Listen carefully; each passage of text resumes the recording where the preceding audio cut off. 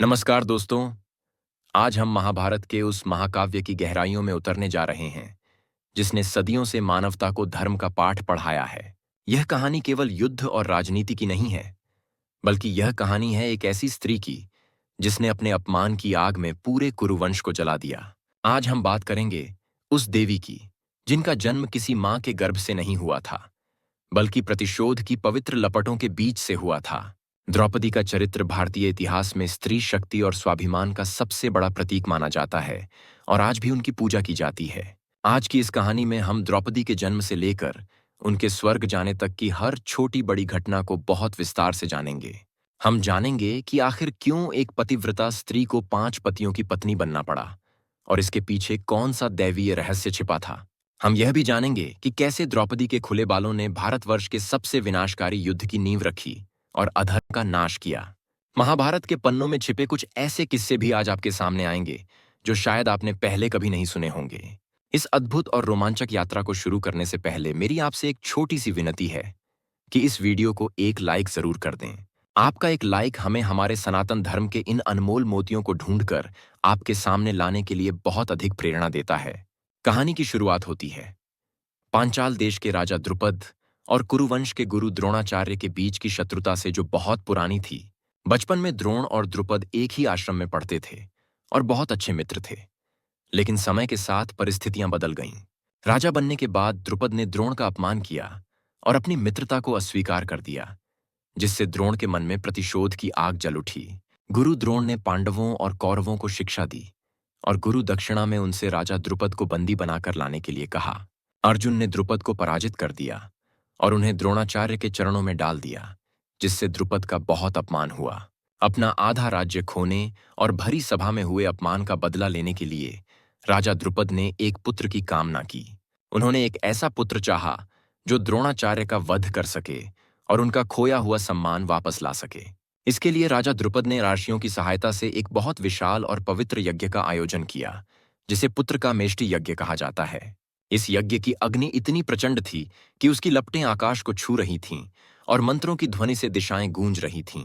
यज्ञ की पूर्णाहुति के समय अग्निदेव प्रसन्न हुए और अग्निकुंड के बीच से एक रथ पर सवार दिव्य कुमार प्रकट हुआ।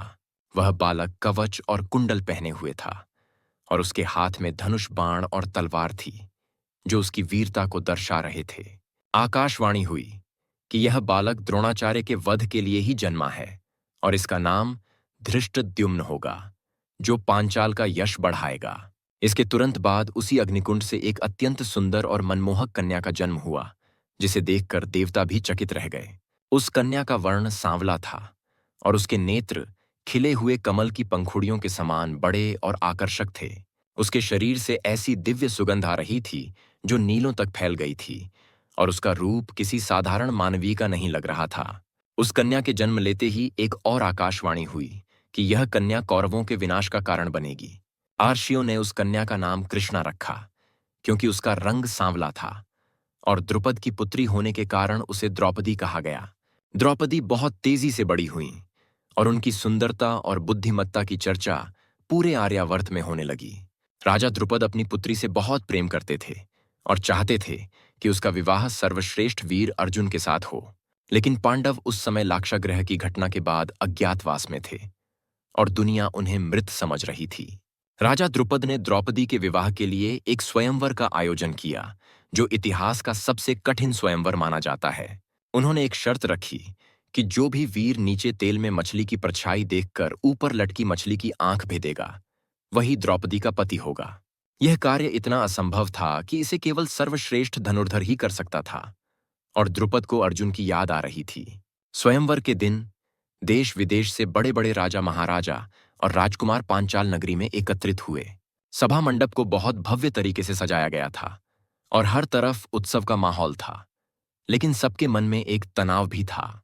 दुर्योधन, कर्ण, जरासंध, शिशुपाल और शल्य जैसे महान योद्धा उस सभा में उपस्थित थे और अपनी बारी की प्रतीक्षा कर रहे थे। द्रौपदी हाथ में वरमाला लिए सभा में आईं और उनकी सुंदरता को देखकर सभी राजा मोहित हो गए और सुध बुद्ध खो बैठे। एक एक करके कई राजाओं ने धनुष उठाने का प्रयास किया, लेकिन वह धनुष इतना भारी था कि हिल भी नहीं पाया। कई राजा तो धनुष की प्रत्यंचा चढ़ाते समय गिर पड़े और चोटिल हो गए, जिससे पूरी सभा में हंसी का पात्र बन गए। जब सभी प्रमुख राजा हार मान चुके थे, तो सभा में सन्नाटा छा गया और राजा द्रुपद बहुत निराश हो गए। तभी ब्राह्मणों की पंक्ति में बैठे अर्जुन ने, जो ब्राह्मण वेश में थे, उठने का साहस किया और मंच की ओर बढ़े। एक ब्राह्मण को स्वयंवर की चुनौती स्वीकार करते देख क्षत्रिय राजा क्रोधित हो गए और उनका मजाक उड़ाने लगे। लेकिन अर्जुन ने किसी की परवाह नहीं की और भगवान शिव तथा श्री कृष्ण का स्मरण करके धनुष को प्रणाम किया। उन्होंने पलक झपकते ही उस भारी धनुष को उठा लिया और उस पर प्रत्यंचा चढ़ा दी, जिसे देखकर सब हैरान रह गए। अर्जुन ने नीचे तेल के पात्र में मछली की परछाई देखी और एकाग्रता के साथ अपना निशाना साध लिया।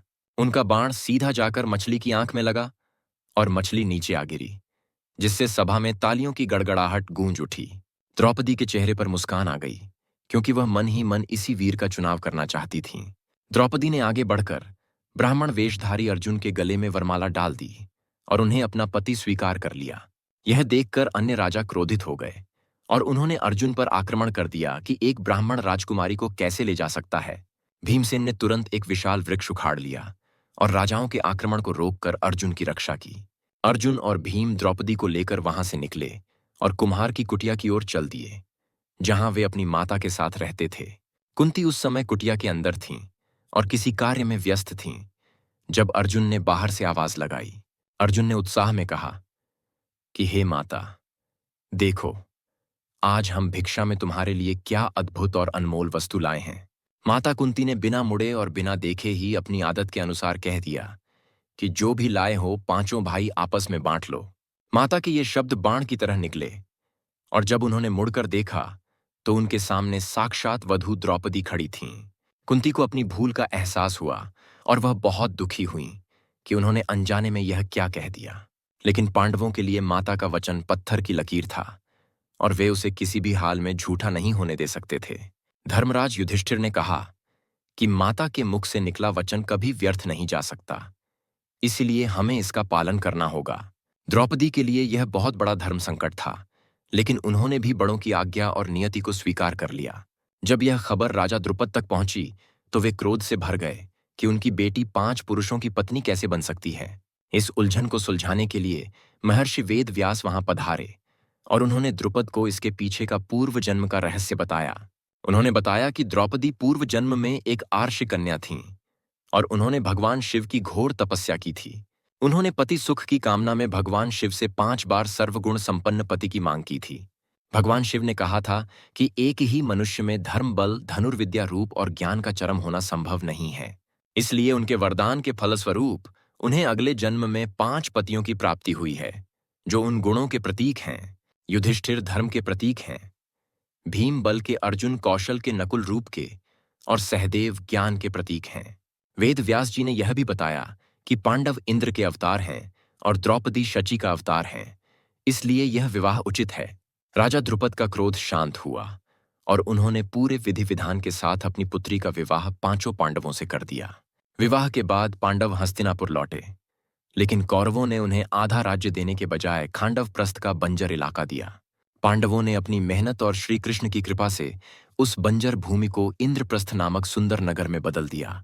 इंद्रप्रस्थ की सुंदरता और भव्यता को देखकर बड़े बड़े राजा भी ईर्ष्या करने लगे और दुर्योधन का मन जलने लगा। पांडवों ने राजसूय यज्ञ किया, जिसमें द्रौपदी को साम्राज्य का पद मिला और उनका सम्मान सबसे ऊंचा हो गया। इसी यज्ञ के दौरान दुर्योधन महल के एक मायावी फर्श पर गिर पड़ा, जिसे वह पानी समझ रहा था। द्रौपदी ने उसे गिरता देख हंसी में कह दिया कि अंधे का पुत्र अंधा ही होता है, जो दुर्योधन के दिल में चुभ गया। दुर्योधन ने इस अपमान का बदला लेने के लिए अपने मामा शकुनी के साथ मिलकर एक षड्यंत्र रचा। उन्होंने पांडवों को हस्तिनापुर में द्यूत क्रीड़ा यानी जुए के खेल के लिए आमंत्रित किया, जो क्षत्रियों का एक व्यसन था। युधिष्ठिर धर्म और मर्यादा के कारण इस निमंत्रण को ठुकरा नहीं सके और हस्तिनापुर पहुंच गए। शकुनी के पास जादुई पासे थे, जो उसकी इच्छा के अनुसार अंक लाते थे, और उसने छल से पांडवों को हराना शुरू किया। युधिष्ठिर अपना राज्य, धन, हाथी, घोड़े और सेना सब कुछ हार गए, लेकिन खेल का नशा नहीं उतरा। अंत में शकुनी ने उन्हें उकसाया और युधिष्ठिर ने अपने भाइयों को और अंत में खुद को भी दांव पर लगा दिया। जब पांडव सब कुछ हार चुके थे तो शकुनी ने कहा कि अभी भी तुम्हारे पास द्रौपदी है, जिसे तुम दांव पर लगा सकते हो। युधिष्ठिर ने मतिभ्रम में आकर द्रौपदी को भी दांव पर लगा दिया और दुर्भाग्य से वह बाजी भी हार गए। पूरी सभा में सन्नाटा छा गया और बुजुर्गों ने सिर झुका लिया, क्योंकि यह धर्म का घोर पतन था। दुर्योधन ने अपने भाई दुशासन को आदेश दिया कि वह द्रौपदी को रणिवास से खींचकर भरी सभा में ले आए। दुशासन द्रौपदी के कक्ष में गया और बाल पकड़कर उन्हें घसीटते हुए सभा में लाया, जो कुरुवंश के लिए कलंक था। द्रौपदी उस समय रजस्वला थीं और एक ही वस्त्र में थीं। फिर भी दुशासन ने उनकी कोई दया नहीं की। द्रौपदी ने भीष्म, द्रोण और धृतराष्ट्र से न्याय की भीख मांगी, लेकिन सबने विवशता का बहाना बनाकर मौन साध लिया। द्रौपदी ने प्रश्न उठाया कि जब युधिष्ठिर खुद को हार चुके थे तो उन्हें पत्नी को दांव पर लगाने का क्या अधिकार था। विकर्ण को छोड़कर किसी भी कौरव ने द्रौपदी के इस तर्क का समर्थन नहीं किया और दुर्योधन हंसता रहा। कर्ण ने द्रौपदी को अपमानित करते हुए कहा कि जो स्त्री 5 पतियों के साथ रहती है उसका क्या सम्मान। दुर्योधन ने अपनी जांघ पर हाथ मारकर द्रौपदी को उस पर बैठने का संकेत किया, जो एक स्त्री का घोर अपमान था। इसके बाद दुर्योधन ने दुशासन को आदेश दिया कि वह भरी सभा में द्रौपदी के वस्त्र उतारकर उसे नग्न करे। पांडव क्रोध से कांप रहे थे, लेकिन धर्म के बंधन में बंधे होने के कारण वे कुछ नहीं कर सके। भीमसेन ने प्रतिज्ञा ली कि वह दुशासन की छाती फाड़कर उसका रक्त पिएंगे और दुर्योधन की जांघ तोड़ेंगे। दुशासन ने द्रौपदी की साड़ी खींचना शुरू किया और द्रौपदी ने अपनी पूरी ताकत से उसे रोके रखा। जब उनकी शक्ति जवाब देने लगी तो उन्होंने दोनों हाथ ऊपर उठाकर भगवान श्री कृष्ण को पुकारा। उन्होंने कहा कि हे गोविंद, अब तुम ही मेरी लाज बचा सकते हो, क्योंकि इस संसार में मेरा कोई नहीं है। द्रौपदी की करुण पुकार सुनकर भगवान कृष्ण अदृश्य रूप में वहां आए और उन्होंने द्रौपदी की साड़ी को अनंत कर दिया। दुशासन साड़ी खींचते खींचते थक गया और पसीने से लथपथ हो गया, लेकिन साड़ी का छोर नहीं आया। वस्त्रों का ढेर लग गया और दुशासन हारकर जमीन पर गिर पड़ा, जिससे सभा में बैठे लोग चकित रह गए। भगवान ने अपनी भक्त की लाज बचा ली और अधर्मियों के मुंह पर करारा तमाचा मारा। द्रौपदी ने उस समय प्रतिज्ञा ली कि जब तक दुशासन के खून से अपने बाल नहीं धोएंगी, तब तक वे अपने बाल खुले रखेंगी। इस घटना के बाद धृतराष्ट्र ने डर कर पांडवों को उनका सब कुछ वापस कर दिया, लेकिन दुर्योधन ने फिर चाल चली। दोबारा जुआ खेला गया और पांडवों को 12 वर्ष का वनवास और 1 वर्ष का अज्ञातवास मिला। द्रौपदी ने महलों का सुख छोड़कर अपने पतियों के साथ वन में भटकना स्वीकार किया और बहुत कष्ट सहे। वनवास के दौरान एक बार महर्षि दुर्वासा अपने हजारों शिष्यों के साथ पांडवों की कुटिया पर पधारे। उस समय पांडव भोजन कर चुके थे और द्रौपदी का अक्षय पात्र भी खाली हो चुका था। दुर्योधन ने ही दुर्वासा मुनि को भेजा था ताकि वे पांडवों को श्राप दे दें, क्योंकि उनके पास भोजन नहीं था। द्रौपदी ने घबराकर फिर से श्री कृष्ण का स्मरण किया और सखा कृष्ण तुरंत वहां प्रकट हो गए। कृष्ण ने अक्षय पात्र में बचे हुए एक चावल के दाने को खाकर कहा कि मेरा पेट भर गया है। जैसे ही कृष्ण का पेट भरा, वैसे ही दुर्वासा और उनके सभी शिष्यों का पेट भी चमत्कारिक रूप से भर गया। इस प्रकार श्री कृष्ण ने वन में भी द्रौपदी और पांडवों की रक्षा की और उन्हें श्राप से बचाया। वनवास के दौरान सिंधु नरेश जयद्रथ ने द्रौपदी का हरण करने का प्रयास किया, लेकिन भीम और अर्जुन ने उसे पकड़ लिया। पांडव जयद्रथ को मारना चाहते थे, लेकिन द्रौपदी ने दया दिखाते हुए उसे जीवन दान देने को कहा। लेकिन सजा के तौर पर पांडवों ने जयद्रथ का सिर मुंडवा दिया, जिससे उसका बहुत अपमान हुआ। 12 वर्ष पूरे होने के बाद पांडव विराटनगर में भेष बदलकर रहने लगे, ताकि कोई उन्हें पहचान न सके। द्रौपदी ने वहां सैरंध्री बनकर रानी सुदेशना की दासी का काम किया, जो एक महारानी के लिए बहुत कठिन था। वहां रानी का भाई कीचक द्रौपदी के रूप पर मोहित हो गया और उसने द्रौपदी को परेशान करना शुरू किया। कीचक ने भरी सभा में द्रौपदी को लात मारी और विराट राजा कुछ नहीं कर सके, जिससे द्रौपदी बहुत रोई। द्रौपदी ने रात में जाकर भीमसेन को जगाया और अपने अपमान का बदला लेने के लिए कहा। भीमसेन ने एक योजना बनाई और द्रौपदी ने कीचक को रात में नृत्यशाला में मिलने के लिए बुलाया। जब कीचक वहां पहुंचा तो वहां द्रौपदी की जगह भीमसेन बैठे थे और उन्होंने कीचक का वध कर दिया। भीम ने कीचक के हाथ पैर तोड़कर उसे मांस का लोथड़ा बना दिया और द्रौपदी के अपमान का बदला लिया। अज्ञातवास समाप्त होने के बाद जब कौरवों ने सुई की नोक बराबर जमीन देने से भी मना कर दिया, तो युद्ध निश्चित हो गया। श्री कृष्ण ने शांति का बहुत प्रयास किया, लेकिन दुर्योधन अपने अहंकार में चूर था और युद्ध चाहता था। कुरुक्षेत्र के मैदान में 18 दिनों तक भयंकर युद्ध चला, जिसमें लाखों वीर मारे गए। द्रौपदी हर दिन अपने पतियों की विजय की प्रार्थना करती रहीं और अपने खुले बालों को याद करती रहीं। युद्ध के 17वें दिन भीम ने दुशासन को युद्ध में हराया और उसकी छाती फाड़कर रक्त पिया। भीम ने अपनी प्रतिज्ञा पूरी की और अपने हाथों से दुशासन का रक्त लाकर द्रौपदी के बालों में लगाया। वर्षों बाद द्रौपदी ने अपने बाल बांधे और उनकी प्रतिज्ञा पूरी हुई, लेकिन इसका मूल्य बहुत बड़ा था। युद्ध के अंतिम दिन भीम ने दुर्योधन की जांघ तोड़ी और उसे तड़पते हुए छोड़ दिया, जिससे पांडवों की जीत हुई। लेकिन जीत की खुशी ज्यादा देर तक नहीं रही, क्योंकि उसी रात अश्वत्थामा ने पांडवों के शिविर पर हमला कर दिया। अश्वत्थामा ने सोते हुए द्रौपदी के 5 पुत्रों को पांडव समझकर मार डाला और शिविर में आग लगा दी। जब सुबह द्रौपदी ने अपने 5 जवान बेटों के शव देखे तो वह पछाड़ खाकर गिर पड़ी और उनका विलाप सुनकर पत्थर भी पिघल गए। अर्जुन ने अश्वत्थामा को पकड़कर द्रौपदी के सामने खड़ा कर दिया और उसे मृत्युदंड देने को कहा।